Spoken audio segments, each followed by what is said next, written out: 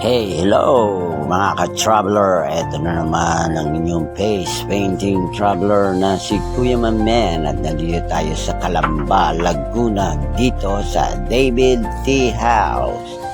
Dito ang event venue natin ngayon. So ito na ang aking face painting station at nag-aantay na ako ng mga guests na darating para sa mga early birds na mga kids na upo dito sa aking face painting table. So papakita ko sa inyo ang pangyayari. Ito na, nagsimula na ang party at medyo natapos na rin ako sa aking pagpe-face painting, kaya may time na ako mag-take ng video. So ito pala ang ating mga nagawa ng set of face painting for the day.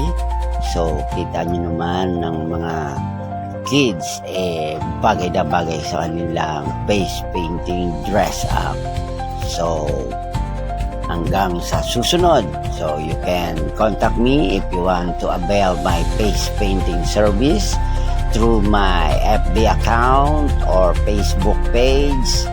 Pwede rin sa Messenger, directly message me and I will answer naman ang mga inquiry at di naman po tayo mahirap kausap. So paikot-ikot ang inyong face painting traveler sa Calabarzon, Metro Manila area. Till next time, kita-kits!